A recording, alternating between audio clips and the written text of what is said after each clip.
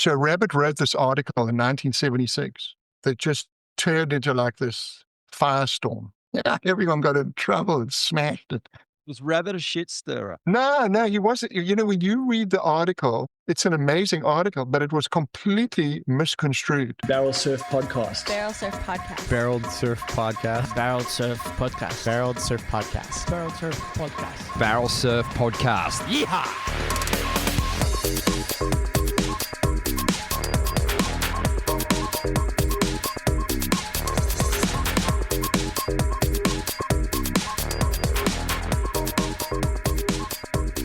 All right, folks. Welcome to Barrel Surf Podcast. My name's Tbone. Buckle up today. We got Surf Royalty in the house. Really stoked and honoured to have Shaun Tomson in the house. Thanks for joining us, Shaun. How are you today? Good. I'm coming to you from Santa Barbara in California, where I live now. And it's an amazing day here. It's midwinter, but it's like summer. It's 80 degrees. It's fantastic. How long have you been living in Santa Barbara for? I've been here about 30 years. I moved here from South Africa in 1995. Yeah, wow. Classic. Now, just before we started recording, you mentioned, well, I was going to ask you before that, have you been to Western Australia before?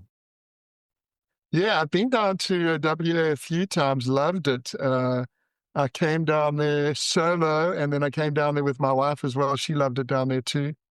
The first time I came down there was for the comp at Margaret River, and I was actually with Ian Cairns. And, you know, Ian's maybe the greatest, or definitely one of the greatest two to come out of WA, you know, former number 2 in the world in 1976, just a gnarly big wave rider. Of course, you know, he loves to drag me out there. He took me out to Yellingham. It was a massive day, closed out. He just went out there, just got smashed and dragged around. He was laughing his head off. We were both getting pounded, but that's what he loves to do. So I've been down there, love the area, love the power, love the sort of kind of the beauty and the starkness and the kind of savagery of it all down there. It's like very, you know, Sydney and Melbourne, they all so sort of genteel, like it's so raw. Yeah. And the guys I've met from that area are bloody raw bastards from WA. I've had some contact with the Patterson brothers. Oh, yeah, Jake and Paul. Yeah, one wild night of drinking with the Ant guy, Ant-Man. Yes. Yeah, he's quite a wild man for a little bloke. He still is. They call him Ant-Man, but he's a bit of a bull ant. Yeah. Yeah. He's a classic, and he's been, charging down here for a long time. Did you surf a contest in WA? Yeah, I surfed a couple of contests down there. I never really did that well down there. I think maybe, can't remember what the best I did, but it was not memorable. But I really love the area, you know. I love the area. I just didn't do that well in the comps. Now, one of your fellow countrymen did do really well this year. Was Geordie Smith, took out the final, Big Geordie. Now, he's probably one of my favourite surfers to watch on the Margaret River Rights, because you sort of need to be quite a big, powerful guy to manhandle the Margaret Rights. So, yeah, Geordie had a great year, right? I take Yeah, that was a really fantastic display, and you know, winning in El Salvador and winning at Margaret's. I mean, I actually thought he was going to like win a few events. I thought he was going to do like a Martin Potter did in 1989, just blitz everyone. I thought he was going to win J Bay. He surfed amazing, but I thought he was going to do even more amazing. And you know, he sort of had come from quite a lackluster few years, but that big right wall there is so suited to his style. And you know, I really think that carving came back in a big way last year. You know, you had Con O'Leary winning at J Bay. Oh, how good was that? You had Harshman winning in Brazil. You know, beach break. You wouldn't have thought that was sort of a power would win that. Yeah. So it was good. I mean, I love power. I was a power surfer. You know, most of the great surfers that I've admired over the years, Tom Carroll, Martin Potter, Barry, you know, going all the way back to Barry Kanapuni and Jeff Hackman, the power guys, Ian Cairns, power, raw power. And it sounds like you still follow the tour. You would have seen recently they've announced all the wild cards. Carissa, John, Steph, and now Gabrielle are all coming back next year. How exciting is that going to be? Yeah, I thought that was fantastic news. I think perhaps that final five format was not so enticing. I think it just made it really difficult. Like last year with Yago, sitting there and all he had to do was win one heat and all the other guys sort of had to fight their way there. And, I think what happened with Carissa and Steph a few years back at Trestles, Carissa blitzed the year and then I don't know, I think that, they've got a new CEO now. He runs silent, he runs deep. Very He's silent. not out there sprouting away. He's not out there trying to get publicity for himself. He's just trying to do the right thing for surfing. Yeah. He's a good bloke, Ryan Crosby. He's a good guy, solid citizen. And I think he's just doing the right thing for surfing. He's doing the right thing for us fans. I mean, I'm a big fan. And, certainly we have told them, been a lot of guys that have gone, hey, man, you've got to end it at putt. That's where it happens. That's the true test of technique, of courage, of style, of finesse, of commitment. And, he listened to us. He listened to people. And I think that Tour's in a great spot now. I mean, ending at par, Par's got this bonus system. I think the fans are stoked, man. Yeah, it's better. Like I totally agree with you. It's got to finish at pipe, and you've got Chopu, Cloud Break, J-Bay, pipe. You've got all the jewels, all the ways what we want to see the best in the world strut their stuff in. So Yeah, absolutely. we got Bells. I mean, don't discount Bells. I love that wave. I think that's an incredible canvas. Oh yeah, yeah.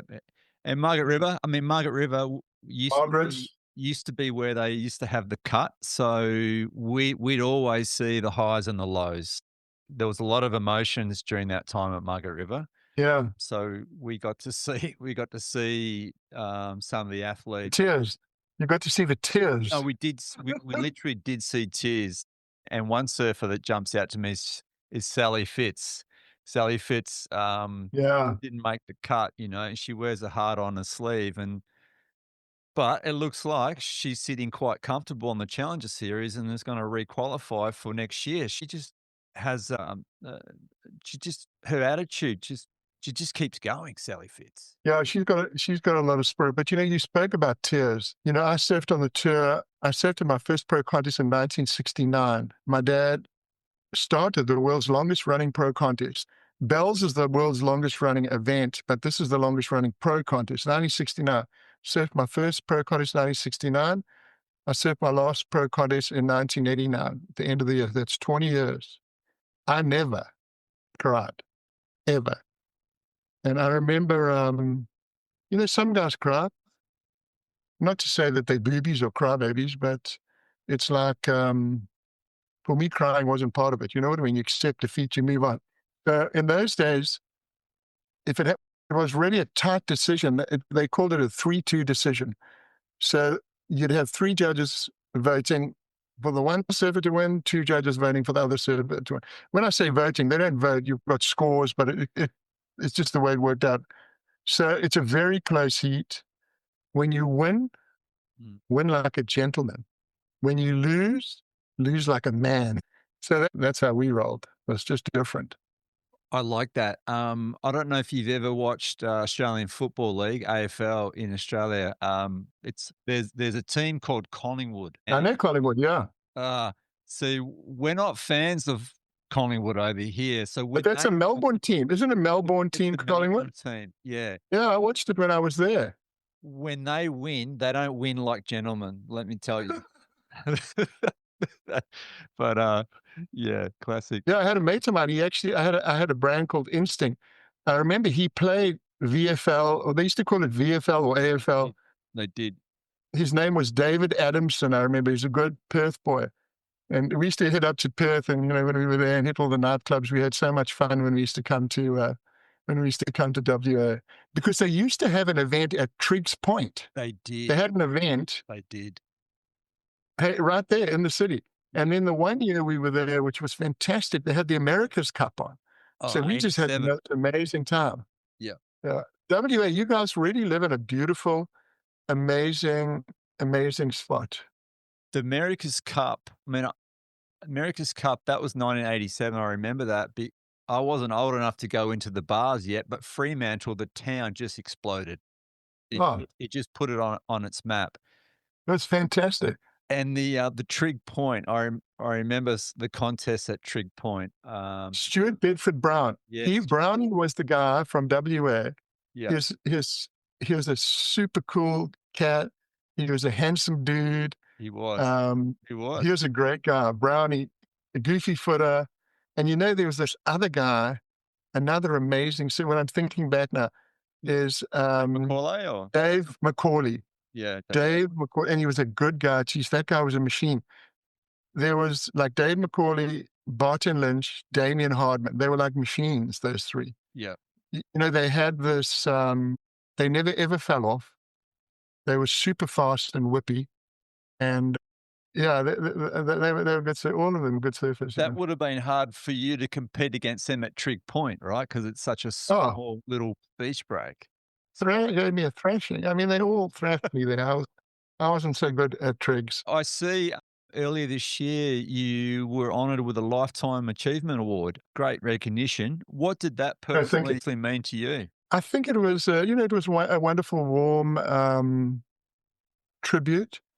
I've given my life to surfing, and I think I've put a lot into it. It's one thing to compete. I think along with, Rabbit and Ian and Peter Townend, Mark Richards, my cousin Mike, we built pro surfing. We certainly helped create it. I mean, I helped create the surfing industry. I had my brand Instinct, sponsored Tom Carroll to 2 world titles, sponsored Barton Lynch to a world title. I think I had a positive, played a positive role in portraying surfing, the lifestyle, and also the sport and the art and the culture. I think I drew some new and different lines of pipeline on the face, backside, and the tube, especially front side of the tube. So, I'm very proud of those years when I just drew my own path and made my own lines. And then, I've done, I think, quite a bit for the environment. I was the first member and ambassador for Surfrider Foundation. So, I put a lot back, and then, I've written a series of books I made Busting Down the Door. And I've been doing outreach and empowerment for hundreds and hundreds of thousands of people over the last 20 years. I work with large corporations. I work with the best universities in the world. Last 2 weeks ago, I did 3 events at Harvard University at the Kennedy School of Leadership. So I speak to people about the fundamental lessons that surfing can teach you about life. So surfing is this great teacher for all of us. And, when I speak, I think I speak with pride about surfing. And how I talk about surfing is with great reverence. So it's very nice to be recognized for that. It's very warm, and it's not an ego thing, it's a warm thing. It's like someone coming up to you and giving you a nice hug. Oh, amazing recognition. When you look back at over your career, was there like a turning point in your life during your surfing career that sort of like it just things seemed to change for you, whether it was competitively or even post surfing?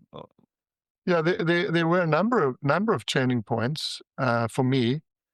Standing on the beach with Rabbit Bartholomew at the Banzai Pipeline at the end of 1975, and it was 12 feet, and we were the only guys with a mojo to go out on that particular day. And just as we were getting ready, I said to Bugs, so now 75, I won the Pub Masters. I won most of the contests. I won the most money.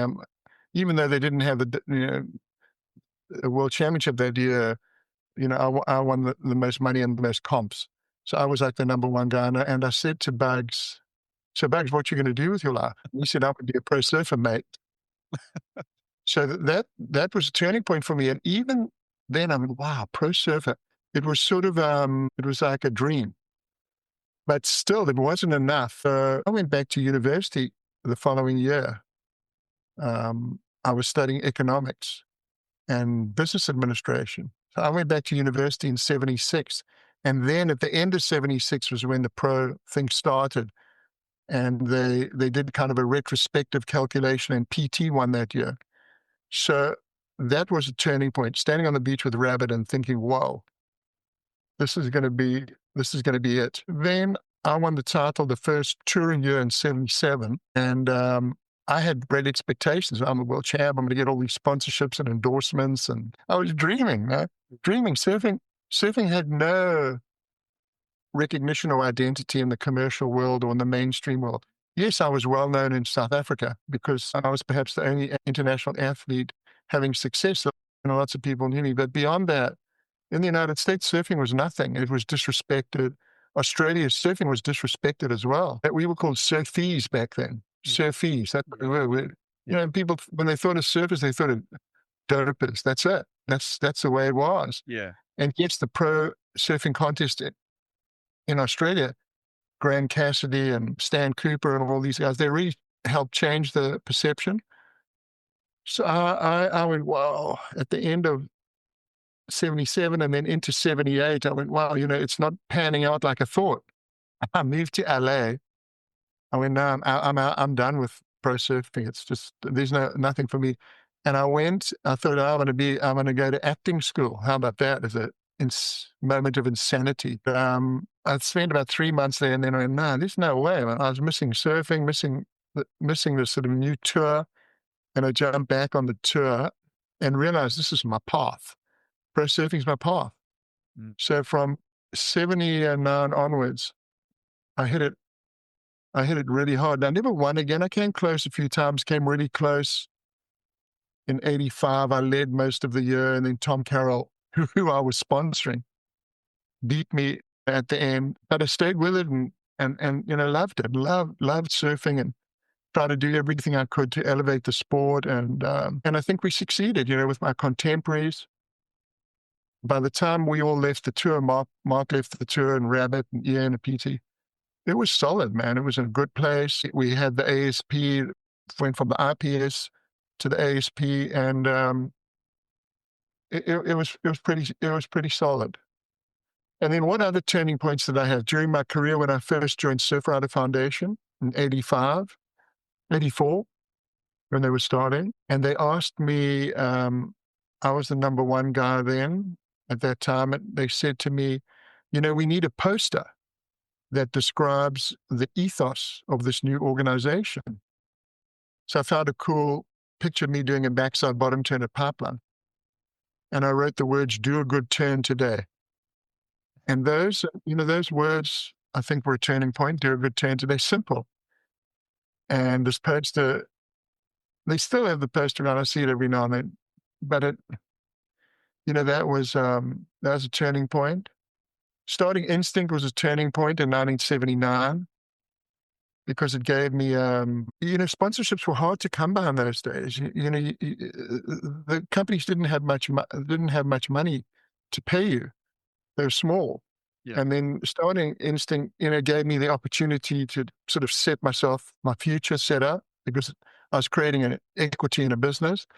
And then also I was able to sponsor and mentor other guys. I mean, we had a great surf team. I like to think I helped all the guys. Barton, Tom Carroll, Greg Anderson, Michael Beness.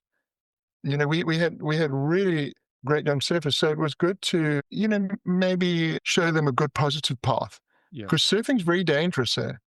A lot of guys have gone down dark roads. You mean like, and I'm naming names, but we know how many great champions have gone down dark paths.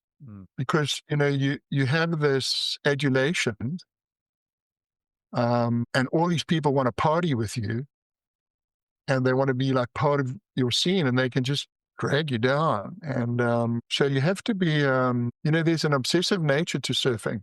Yeah, there is. And which is good. I mean, we want to hit the dormitory, want to be out there, first guy out there, last guy in. And I think it can sort of leak over into your standard life. So you've got to be careful. So, that was another turning point. starting into instinct. You know, when you were standing on the beach with Rabbit at Pipeline, why? It's quite rare to hear, especially at your age, to put education as an important part of your life at such a young age. Because I don't see many pro surfers with that in mind now. Where did that driver come from to want to educate yourself and go off and study? I think that came from my Jewish DNA, and just I went to Jewish school. Everyone was going to be a professional. I was going to be a professional without a doubt, but professional surfing wasn't part of the dream. Do you know what I mean? Yeah. I mean, I was, wanted to go to university. Yes, I wanted to be successful, and I knew education was a path. And getting educated, I'll tell you what really helped me with my surfing, and really helped me with my surfing career. And I would love, and I've thought about it a few times, is setting up like an educational foundation. So some guys that are interested in it, maybe while they're on the tour, today they can do online education, and maybe they can finish their tour and they've got a sports psychology degree, or they've got a positive psychology degree, or they've got a degree in something. How about this? So must have been about 12 years ago. I'm down watching a surfing competition at Huntington Beach at the US Open. And a woman comes up to me and she says, "Hey, Shaun, I'm from Northeastern University. I have a PhD. I'm from Northeastern University in Boston. It's a famous university here in the United States." She said that the ASP is offering up a discount to young surfers who want to continue education. And I went, "Oh, what about me?" I said, "Can I get it?" She said, "Sure." They gave me a 50% discount. I did a Master of Science degree because I did my undergrad in economics and business management. So I went back to school, courtesy of 50% discount from surfing, from the ASP. How cool was that? So I would love to, if we can reinstitute this program. So surfing has given me a lot, man, and I'm so grateful. Today's Thanksgiving, or tomorrow's Thanksgiving in the United States. So I'm very grateful for surfing. Surfing has given me so much. Yes, given me the amazing experiences, in the water, getting in the barrel and traveling and meeting cool people and creating a business and all that. But like here you are. I'm educated through surfing. I have a good life through surfing, and it was different to perhaps how it was during the glory days of the surfing industry when, Taj and Joel and Mick and Kitty, these guys were making, the companies had exploded, they're making tons of money. But with us crew, it was much more of a put the boxing gloves on and you had to scrap for it. You certainly had to scrap for it. Yeah. It's come leaps and bounds, and now it's sort of like during that Taj, Andy, Mick era, there was so much money in surfing. I mean, it's just gone from one extreme to the other, hasn't it? I mean, you would have seen it all, and it's crazy. You mentioned before, do a good turn today, and it's funny. I go out surfing, and I always say to myself, I just want to do one good turn. That's all I want to do. Exactly. I do the same thing. I promise you. Mate, I'm just looking on the sharkeyesglobal.com website, and I've seen a very attractive man modelling a wetsuit with no arms. It's the Gen 3 S-Seal Hybrid 2 mil short arm steamer. It's none other than our favourite local surfer, Pete Arnie Arnold. Mate, he absolutely rips. He's a good-looking model, and Tbone, I believe that is your wetsuit of choice due to your hairy forearms.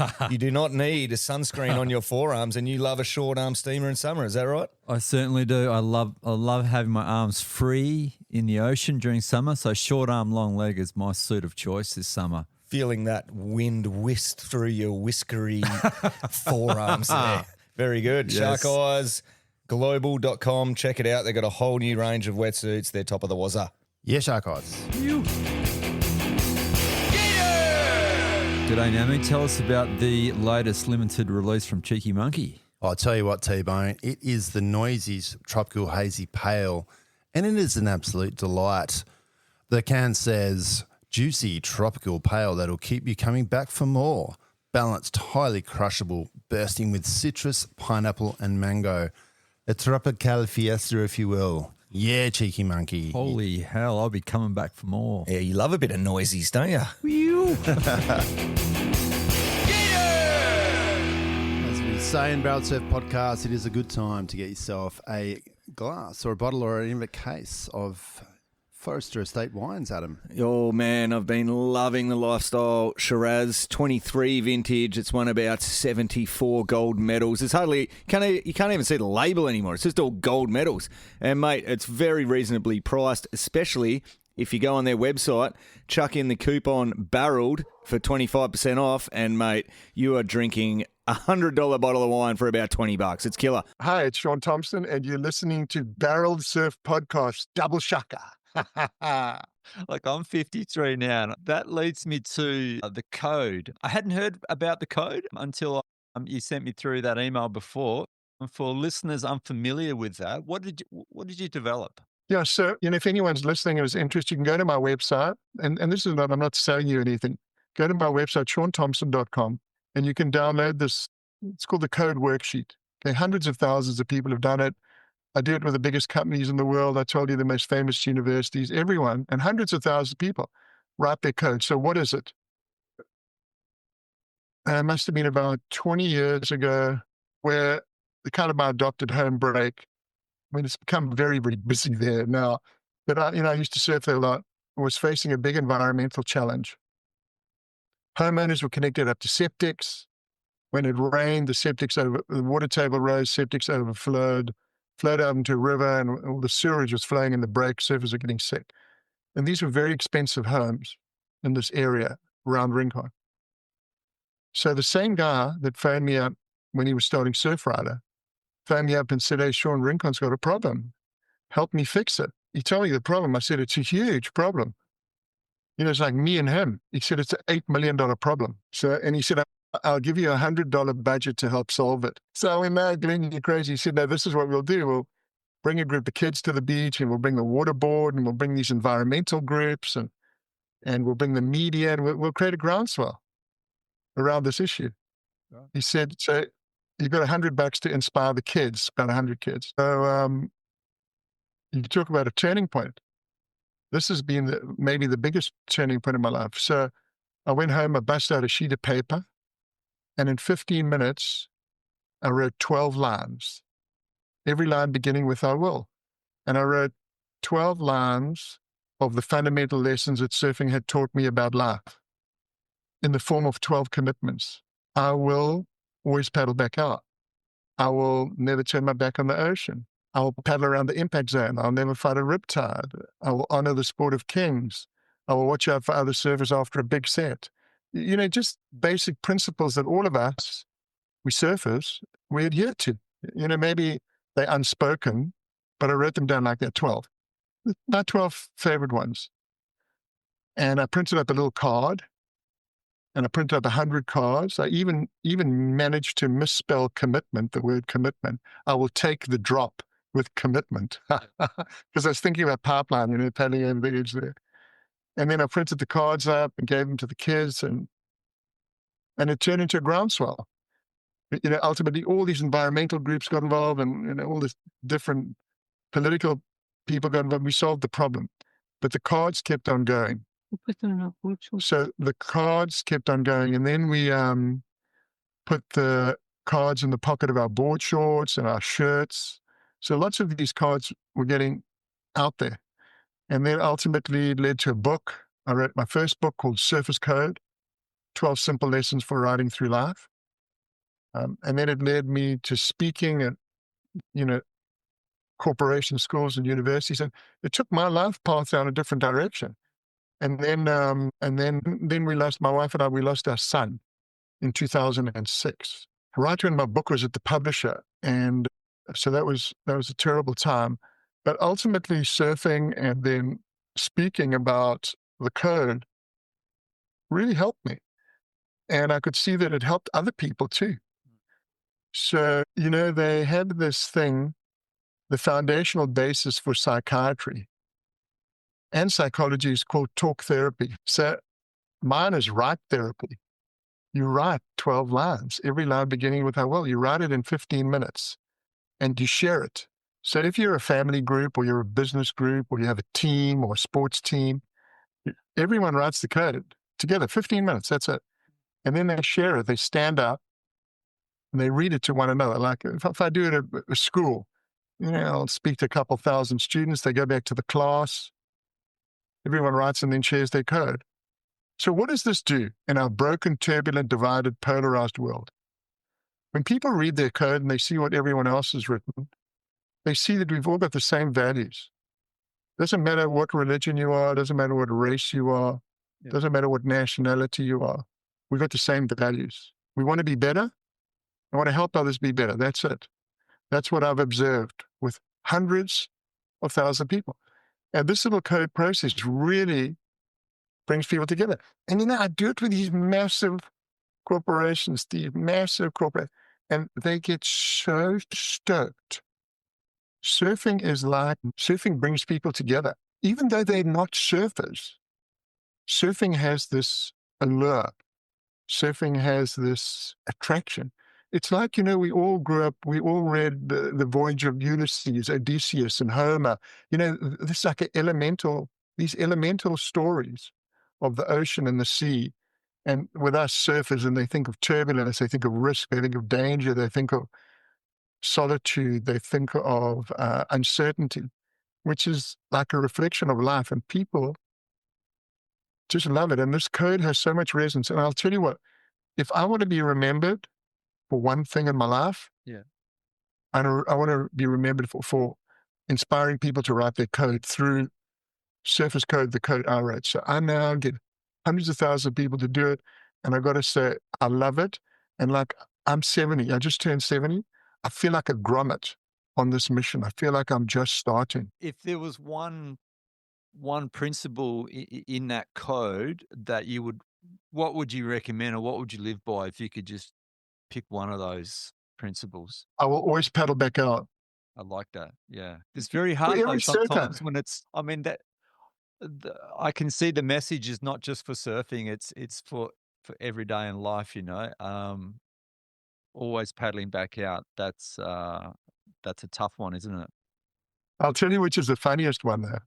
And the one that I get the most flack, but in a good natured way from guys and girls is I will ride and not paddle into shore.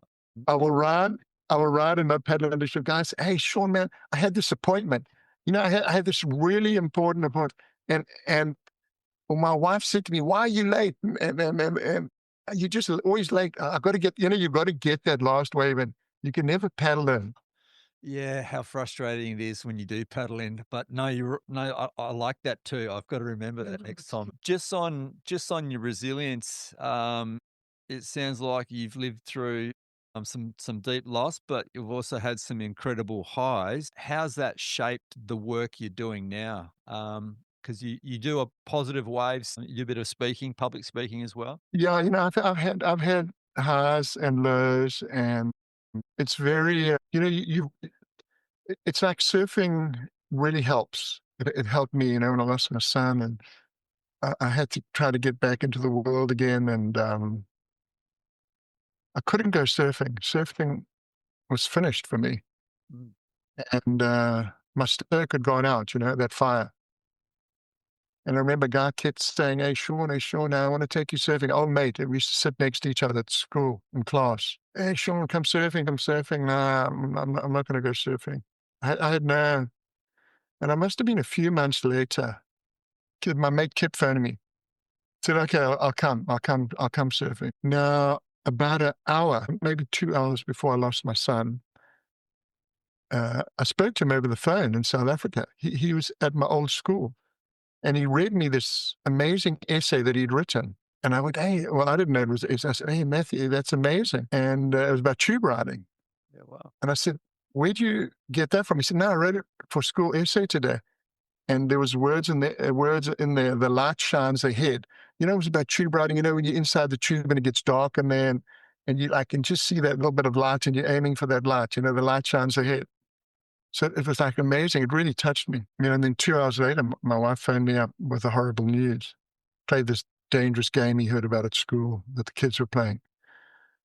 So eventually my mate takes me surfing, and we go to this break.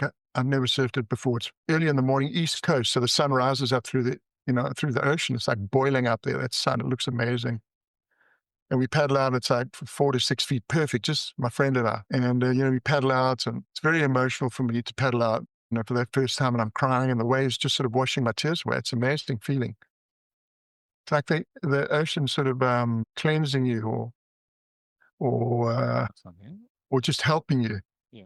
And I paddle out, and I can feel my son's with me, and I catch a couple of waves, and he's right there, my boy, Matthew. His name in Hebrew means gift from God. And I can feel him right there, his presence. This is one of the things you learn when you lose someone you love. The presence is there. It doesn't just disappear. The power and the soul is there. And then I catch some waves, and I start feeling better, and I catch some waves, I start feeling better. And, in retrospect, I've come to understand that the ocean is a healer, man. It's a healer. So I paddle up to my mate, and I say to him, what's the name of this break? As you know, every surfing break's got a unique name. And he says it's called Sunrise. How about that? Yeah, wow. And that was like a new sunrise for me. I think my stoke had been lit again. I wanted to go surfing again, and I was able to sort of move forward to the light that shines ahead. So that was a low that ultimately, through surfing, I was able to not deal with it, but live with it. That's an interesting thing. I feel the emotion, and to live with it, not to deal with it. Yeah, that's sort of actually strikes home with me a little bit, actually, when I think about some of the trauma in my life. But you've spoken to a lot of people during your time. Has anyone surprised you with some of the responses that you've got during some of the positive waves talk? Yeah. So this is the power of surfing. So I call, how we all feel about life, mind state, not mindset. There's a famous book by an author, famous psychologist called Carol Dweck. She wrote a book called Mindset, and she maintains that people have two mindsets, a fixed mindset and a growth mindset, okay? A growth mindset's a learning mindset, a fixed mindset, like I know everything. But I like to think mind state is much more sort of flexible, malleable, and it's something that can be moved around quite quickly. When COVID hit in February 2000, it's over 5 years ago, there were no more conferences because of COVID. So I had to figure out a way, well, how can I connect with my audiences when it's live stream? I found a studio, and, I started doing CNN quality live streams to big clients. I was lucky. I managed to, here in business terms, they call it pivot. I managed to pivot really quickly. So I'm going like, how can I figure out, okay, well, I start my presentation. I ask people, I want you to text me a word that describes your mind state. How are you feeling about life? Just one word. So say I had 2,000 people on the stream. They would all text me a word, and I'd form, it's called a word cloud. What a word cloud is all these words tumble into the screen, and the more frequent words are larger. Okay. So at a glance, you can see how people feel. So if you've got 1,000 people on there and 500 of them send the word stress is going to be the biggest word, okay? So through COVID and up till now, the words have been stress, anxiety, depression, and disconnection. I call it a sad mind state. Okay, it has changed quite a bit over the last year. There's been a lot more optimism in the first word. So I was at Harvard a couple of weeks ago, and I told you at the Harvard Kennedy School of Leadership, these are the finest young minds in the world. These are the people that are going to be running countries. And I asked them, text me a word that describes your mind state. And the words were overwhelmed, stressed, anxious, the words that I'd seen at the beginning of COVID. And it was very, very disturbing to see these words. But how about this? I talk about the origin and development of the code and the application of the code. I tell 3 surfing stories. One about riding pipeline. I will take the drop with commitment. One about getting smacked at Whaaaaaatt. I'll always paddle back out. And then I tell a beautiful story about my son and I on the beach together, sharing stories at my favorite surfing break, sharing stories, which is the essence of surfing friendship. Then everyone writes the code, 12 lines. Every line begins with I will. Then they share their code. Then I ask people, text me a word you're taking home with you. So I've got a beginning and I've got an end. I've got an evolution of mind state. The words are 100%, well, 99.99% positive. So this is the power of surfing.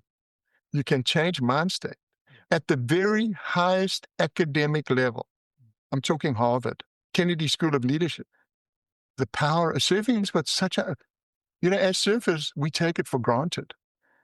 But my community that I speak to, not surfers, I see surfing has got like this incredible power.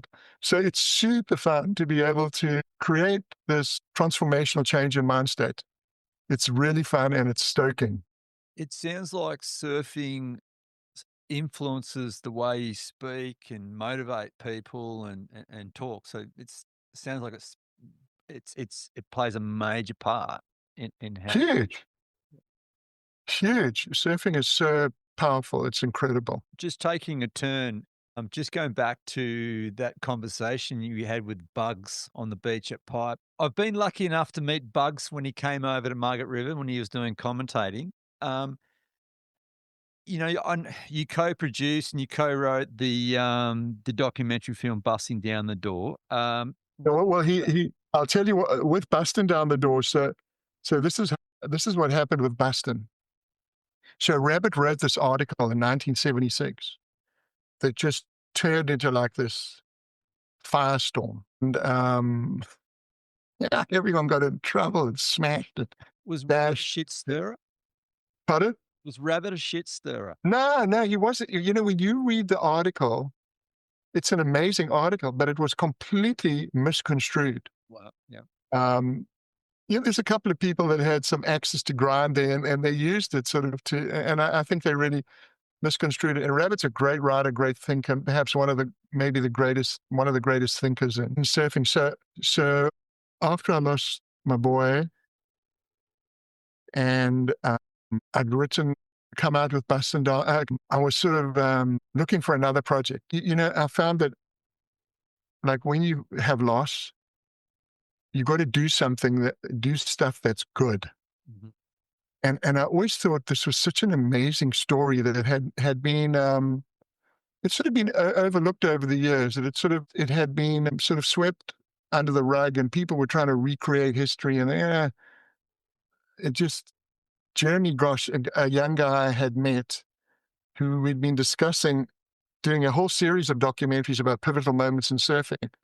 He had a gap and I had a gap because everything had come to a halt for me. And we decided to do the movie. Let's make a movie about what happened in 75, 76, the origin of pro surfing. So I went, well, we're going to call it Busting Down the Door because that's the perfect reflection. So I immediately phoned up Rabbit and I said, hey, Bugs, I want to license the title from you. And I paid him some money, and then I wrote a check and we flew to Hawaii.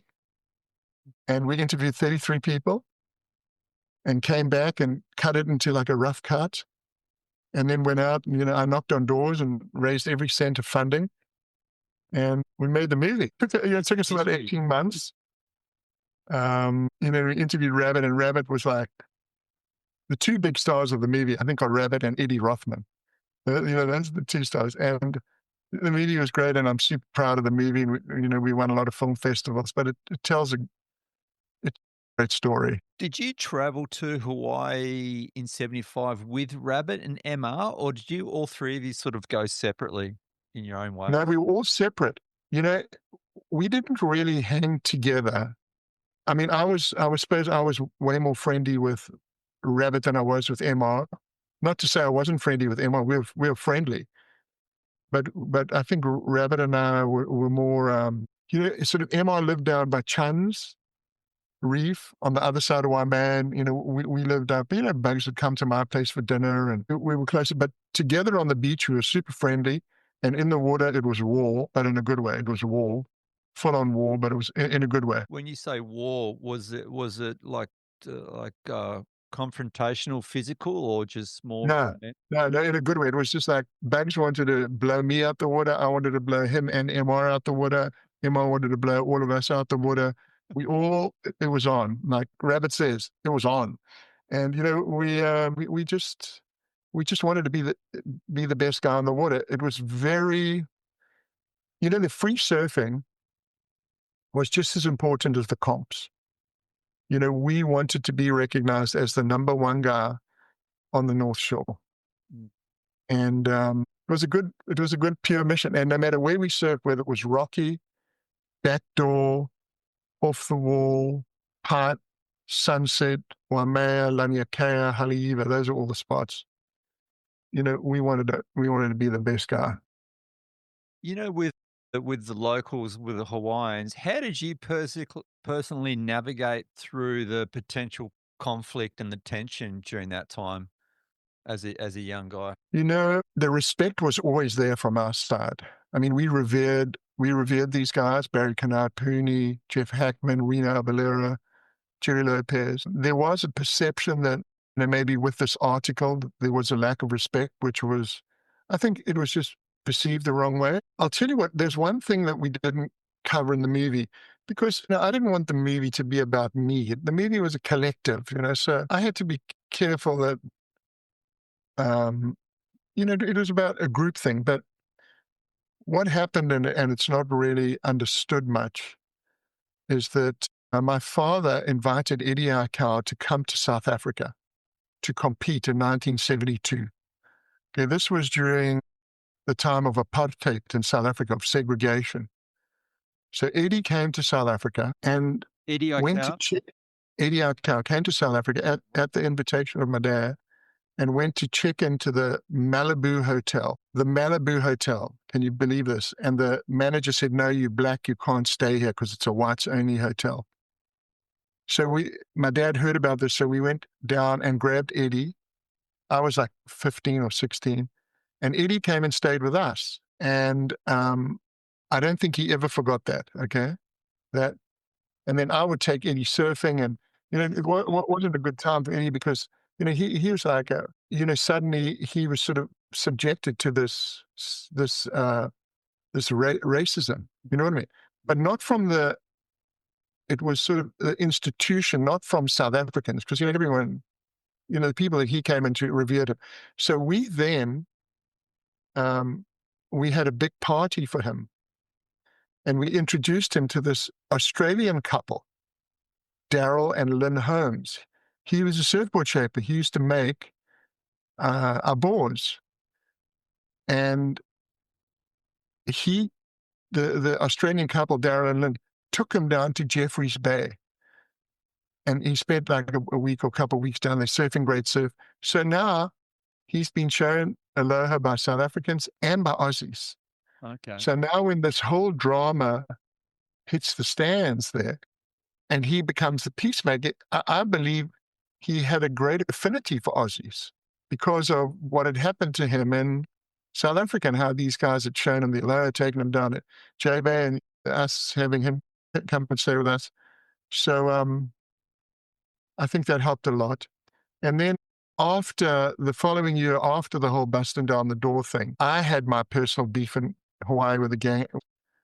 When I had an article come out in Penthouse magazine, that racy, like men's mag, and the writer wrote about the Hui, and the Hui thought I'd written the article, so I got punched out a few times and threatened with death and had to go and buy a 12-gauge shotgun, and eventually I had to have a big peace treaty and a big peace meeting with all the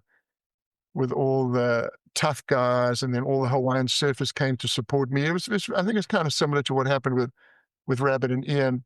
So, we all had to go through our trials by fire. But I'll tell you what, not one of us left that island. We all just endured it. We copped it. We got smacked. We got bashed. And we just handled it. And that was the rite of passage. Okay, it's not the Wild West anymore now. It's way different. But still, in the lineup, I would say there's still a very strict code out there. And, you look at Pipeline on a good day, and the same blokes are getting the best waves. Yep. You know what I mean? Yep. You will see it's Mason Ho and John and Jamie O'Brien and Koa Rothman. It's the same crew. There's quite a rigid sort of lineup structure there. Hey, tell me, how did your father connect with Eddie Aikau? How's that connection made? Well, my father's connection to Hawaii goes back to 1947. My father was a champion swimmer, going for gold. He was surfing, got badly attacked by a shark. I think it's maybe the first shark attack ever documented on a surfer at like right near my home beach in Durban. Went to San Francisco for arm surgery, went to recuperate in Hawaii. His hero was Duke Kahanamoku. He met the whole Kahanamoku family, came back with a great love of Hawaii. And then when he was deciding, wait a minute, he took me to Hawaii and on for my bar mitzvah. And that's where we met all these Hawaiians and saw them surf. So now he starts this contest called it became the Gunston 500. And in the formative stages, they would invite some of the best surfers in the world. The first couple of years, they invited Midget Farrelly, then they invited Jeff Hackman, and then they invited Eddie Aikau to sort of elevate surfing and inspire local surfers. So he invited Eddie, because my dad thought, well, this guy's a hero, and it's going to be inspiring for everyone, not thinking that, sometimes you live in a place and you don't realize what you're living in. My dad obviously didn't realize he's going to come here and there's going to be a racism problem because because he has dark skin. Yeah. So that's how my dad connected with Eddie. And then my dad went over to Hawaii again in 1975. He wanted to watch me surf, and that was the year that I won Pipeline Masters. So it was a great feeling to have my dad on the beach with me, kind of a full circle thing, and watch me win the Masters. It was a good moment. It's amazing. Yeah. Now, I recently watched I listened to you tell a story. I think it was with Derek Donor, and you talked about the pink banana board. Oh yeah. I believe this board was supposed to be shaped by someone else, but Spider Murphy shaped you this board, and you surfed it in Hawaii for 5 winters, and you won the Masters. Is that correct? I know there's a bit of a story behind this board because it was quite a unique design, and it was obviously pink as well. Yeah, I think Story behind it. Yeah, all surfers have their magical boards, and they're hard to come by. Magic boards are hard to come by. It's a little bit different today with machines. With these CAD machines, the tolerances are so close that you want a 511 and you want a 2 1/8, and they're all going to come out. And they're going to be super, super close. And surfer's going to take them all out and ride them, and he's going to pick the best one. But it was very hard to get a magic board back then because they were all hand shaped. So Dick Brewer was the legendary shaper in my era. Sunset was the main venue for all the comps. So Sunset was the most important place to get your boards wired for. So Jeff Hackman in the early 70s on his Brewers was unbeatable at Sunset. So I stayed with him one winter in 74, and I took pictures of his Brewer boards and took them back to my shaper, Spider Murphy in South Africa. And I said, hey, for the following winter, I want you to make me a board like this Brewer. So this is 74. I'm just finished my exams, my economics, because my first year at university. And I remember I went down to pick up the board, and I asked for it red, blood red, testosterone red, like all the Hawaiian, Al Chapman and all the heroes. Eddie Aikau, they all read these red boards. I wanted like a red board. And, in those days, surfing was like bush techniques. You had your plastic jug, and, the resin went in there, the tint went in there, and they're mixing it in South Africa. They don't realize there's a bit of white pigment left in there. So instead of blood red, it goes pink, and they use it. It's pink, I'm sure they can see it in the bucket. but they laminate it anyway. So now I've got the pink board, and I look at the board and I go, hey, man, the board's pink. And somebody goes, oh, sorry, Shaun, you know. And then I look close and the board's got this like pronounced bend rocker, 7 3/4. I mean, that's like insane amount of rocker. And I said, hey, Sputter, what happened? He said, well, I was trying to get the bend, the rocker in like the brewer. He said, I couldn't quite get it in. So when I shaped it up, I put some bricks on the nose after I laminated it while it was laminated, and put the bricks on the nose and bent it. What? Bent. I'm like, how's it even possible? So now I've got this massively bent board, and I had to take it with me. It was 710. That was supposed to be my gun, for Hawaii, for sunset. So I paddle out at sunset, first wave, I take off, and as I take off, the board had so much rocker that as I drove up the turn, the board just spun out. And a guy ran me over at the same time. So I spin out, and he runs me over, smashes my shins, off to the hospital, come back, and I know the board's a dog. And then someone says, hey, Shaun, pipeline's on. And then I run down the beach, and I paddle out with that board at pipe, because I'm thinking it's my only board. It hasn't gone at sunset. If I break it, it's not a big deal. And man, the board is a dream at pipeline. Because it had so much curve, I could get in later, I could jam off the bottom, and I could also jam off the top. Now, in those days, that had never been done at pipeline. No one had ever jammed off the top, but I had the equipment. I had the board. So, I rode that board for 5 winters. It's unheard of to ride the same board for 5 winters. Yeah, well, From that's 74 through to 79. Never, ever lost it on takeoff at pipeline, ever. Didn't lose it. I mean, I wiped out a pipeline, putting it in the barrel, but never on takeoff. I made every single drop. That board for me was like a lifesaver. Won the Masters on it, was in many finals. And a few years ago, I was with Simon Anderson, one of the, yeah. maybe the greatest surfing innovator ever, and just a great guy, one of the greatest surfers ever, one of my favorite surfers. And he said to me, hey, Shaun, there's only one surfboard I've ever wanted from another shaper, and that was that pink banana. So where is the pink banana? Is it? No, so the pink banana broke, and I left it under another shaper's house, Bill Barnfield. I just told him to keep it, but he bloody threw it away. It ended up on a landfill somewhere, which was a bummer. But yeah, so eventually I did break it. I broke it in half, and that board served me well, man. That board served me well. If you were to paddle out at Santa Barbara tomorrow, what board would you ride? What board do you have? What's your go-to board right now? So, I had a couple of health issues, and, the explosion to your feet just gets harder and harder. Like I said, I'm 70 now.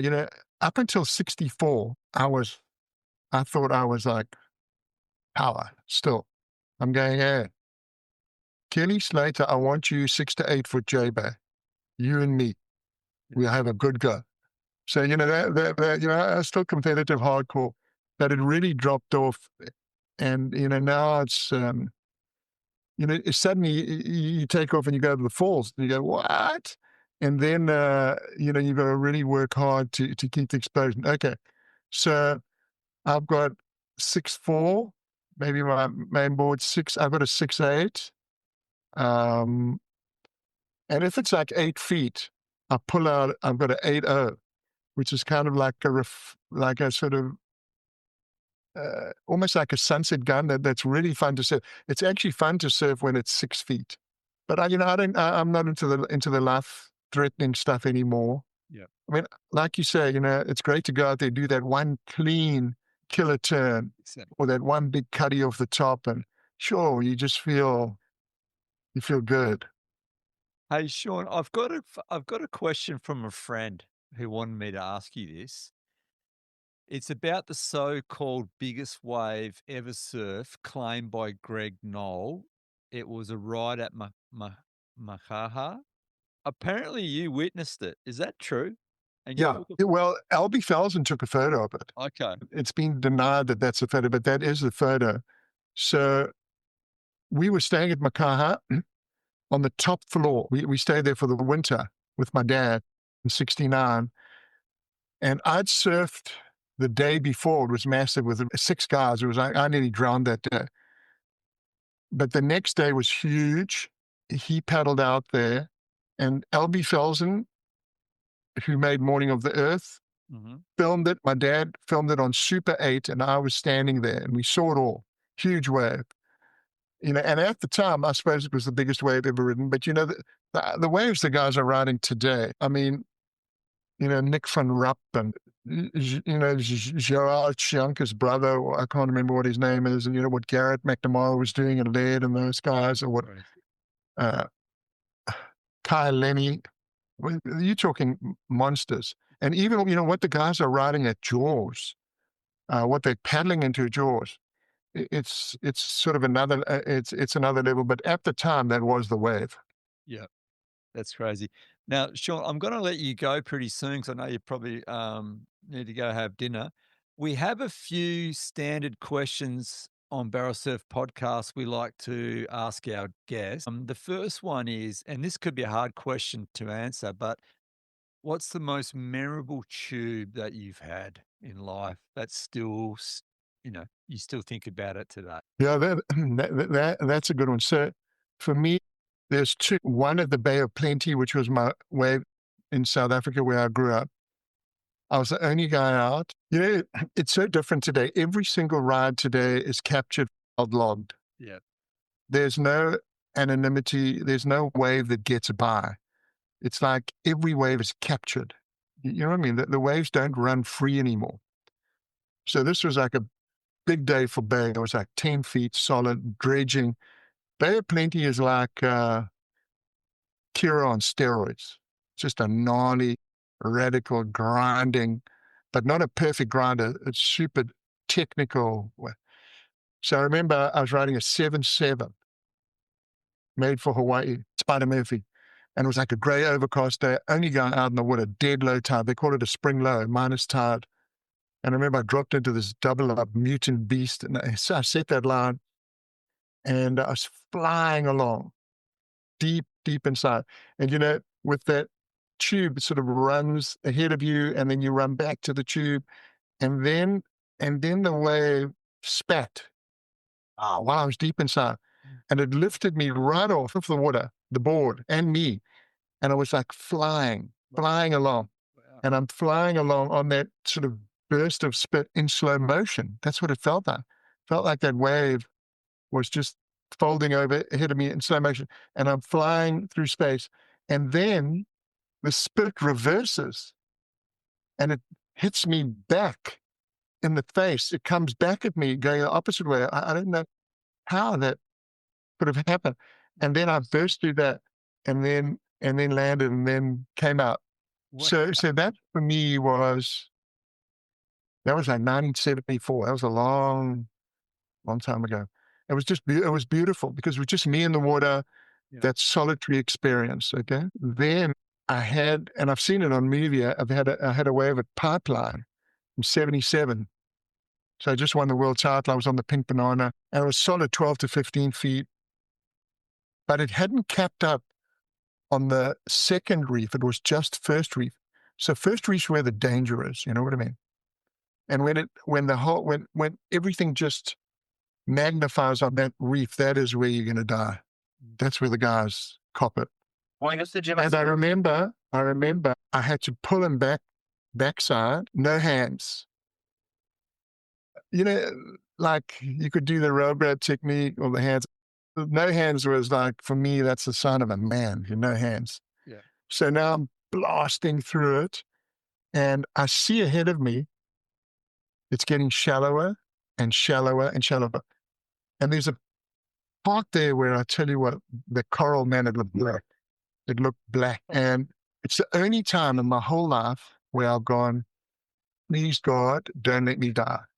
Only time ever I've said that when I've been riding away, please God, don't let me die. I actually thought if I wasn't going to make it over that coral there, I was going to die. And then it blasted me, and it blasted me out, and yes, it blasted me over onto the sand, and I went, yes. Yeah, so those are Those are the two intense ones. Wow. A reverse spit. That sounds that's crazy. When you said before on that wave in Durban. That's crazy. Hey, on the flip side, what about your worst wipeout you've ever had? Had any The worst wipeout was at Whaaaaaatt. yeah. First wave ever at Whaaaaaatt. And it's funny when I do my talks to the to the corporations and schools, universities, I talk about it. First wave at Whaaaaaatt, paddle into it.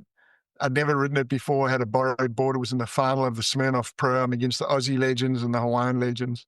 And I'm the only guy that hadn't surfed Whaaaaaatt. I spoke to Mark Richards about surfing Whaaaaaatt. Mark's won, I think, 2 events at Whaaaaaatt. He told me he has never wiped out at Whaaaaaatt, ever, in his whole career. Never, ever wiped out at Whaaaaaatt, Wow. ever. So it's my first wave at Whaaaaaatt.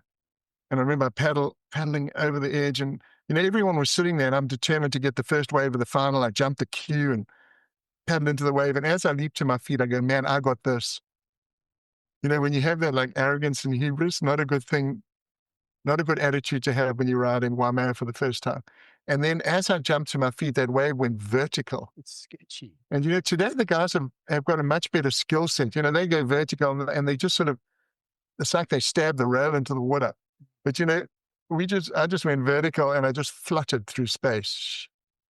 And then I landed, my legs buckled, and then I bounced like a skipping stone across the surface of the water. And then the whole ocean just converged on me, and it hit me in the base of the spine and knocked every single iota of air out of my body, smashed me all the way to the bottom. It's bloody deep there. Yep. Smashed me on the bottom and then whirled me around. And I was freaking out because I knew it was the first wave of the set. I was always very risk averse. I never took off on the first wave of the set. But you're in a competition, you're aggro. And I knew there was 6 waves or 5 waves behind it. If I didn't get up within 17 seconds, because that's the period, I'd have been done, man. Today guys I could hold my breath for 4.5 minutes. Today guys, I don't know how long they can hold their breath for, but they're much fitter. Wow. And they have these techniques. They got the jet ski to blast in and get you. They got the leg rope. They got the float vest. Exactly. We had nothing, no lifeguards, nothing. I just got pounded. That's hardcore. Ian Cam said to me, "Oh, Shaun, when you get hit at Whaaaaaatt, it's like being hit by a Mack truck." Yep. Geez, like being hit by 4 Mack trucks. So that's pounded me, and that was a welcome to Whaaaaaatt. It's crazy, like the surfing back then. Like you say, there was no safety equipment. I don't know if there was many drownings back in the 70s in Hawaii, but yeah. Now everyone loves a good surf trip, and your mates come home from Indo and they love talking about all the good waves that they've had. But we never hear about the worst surf trips. You ever had a really bad surf trip where everything's just gone wrong? I'll tell you, I nearly had a trip where everything went wrong, and it was to Indo. We're on the Indies 3, the swanky boat, Martin Daly's super swanky boat, and been out there celebrating, I think it was his 50th birthday. We'd had insane surf. I'd never been to the Mentawais before, and it was incredible.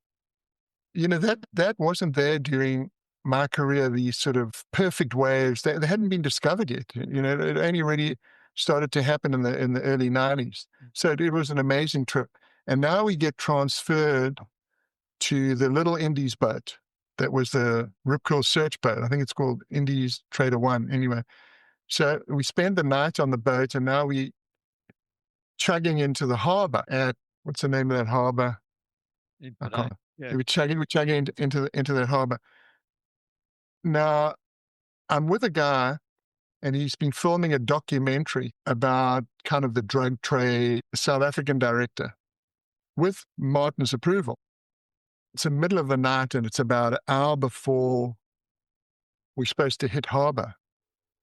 And like he wakes me up, "Shaun, wake up, wake up." And I go, "What do you wake me?" He says, "I've been targeted.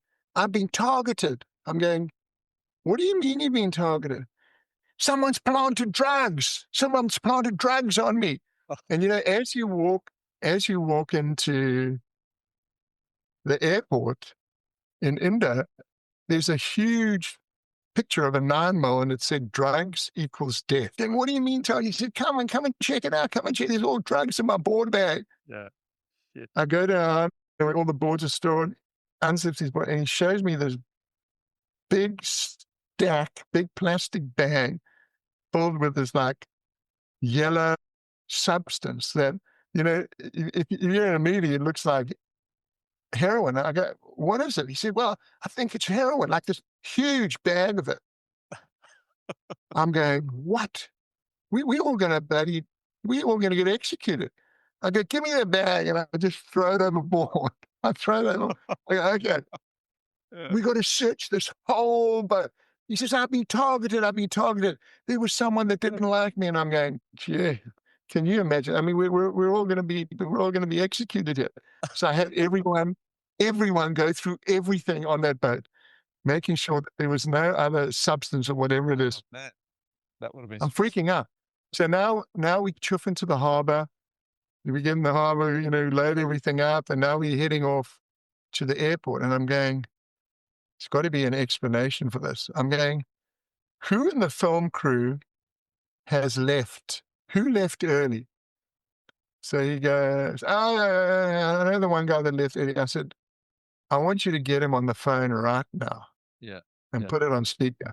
And I want you to ask him, did he leave anything behind? So he puts it on speaker as we're heading to the airport. We're all freaking out. And I go, hey, did you leave anything in your bag? He goes, oh, yeah, I did. I left my colon cleanser. Colon cleanser. Oh, no. I said, what the hell is colon cleanser? He said, no, if you can't go to the toilet, I'm going, you're bloody crazy. We could have all been locked up just because it looked like heroin. That was sheer terror. Yeah, well. Hey, listen, I've got two more things I wanted to ask you. Steve Irwin, you'd know the late great Steve Irwin. Yeah. On the podcast, we asked people for a Steve Irwin nomination, and what that means is there anything in the surfing world or non-surfing world that you give the Steve Irwin double thumbs up? Is there anything that comes to mind that you've gone, wow, yeah, that's awesome work? So I love the double thumbs up. I love that concept, and I've got someone to nominate or something to nominate for that. So I have a program. It's called Double Shaka. Wow. Yeah. So you got the one shaka. Yeah. You got a double shaka. It's double shaka, and it's spelled with two Ks, SHAKKA. The extra K is for kindness. So my program is whenever I do a paid event for corporation, I do a free one for a school, university, community group, religious group. So my program's called Double Shaka.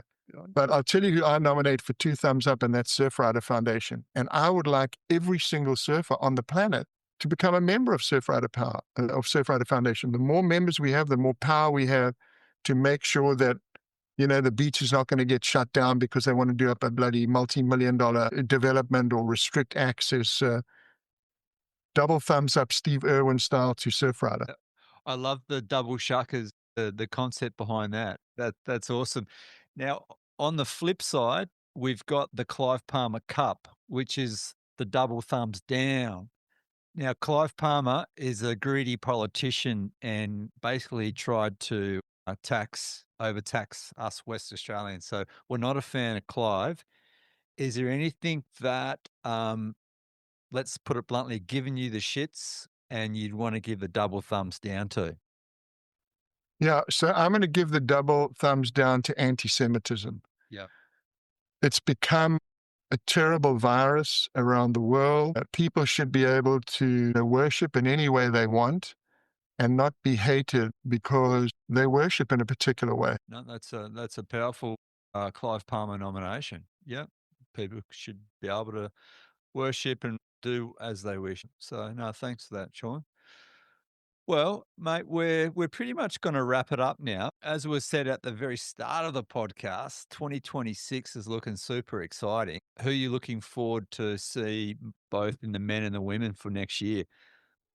Well, I mean, I love the three red hot girl surfers, Steph, Carissa, and Katie. But I would love to see Carissa win it. She's a mom now, and she had that like such a heartbreaker with Steph at Trestles. On the men's side, man, I would love to see Geordie win it. It would be great. Okay, he hasn't really. Maybe he hasn't done that well at pipe, which is going to be where it's going to be decided. But he's a fantastic tube rider, and if they got the right handers going, he's going to be in there with. He'll be going hard up against John, or Gabriel going, frontside or backside. So I'm hoping to see Geordie there. It's going to be a great year. I'm really looking forward to it. And for your listeners, I would really love you guys. Click on my website, download that code worksheet.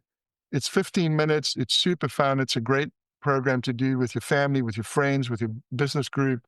It really helps people in this divided, troubled, broken, turbulent world. It's a great way to bring people together. And surfing's gift to me, and it's my gift to you. I think we're going to end on those words, Shaun. Thanks so much. Real powerful ending message there. So thank you very much for joining the Barrel Surf podcast, Shaun. It's been a privilege, and really enjoyed our conversation. Stoked. Lots of love to my friends in Australia. You guys have got a great country. I love the Aussie culture, and privileged to be on the podcast. Thanks for having me. Cheers. Thank you, mate.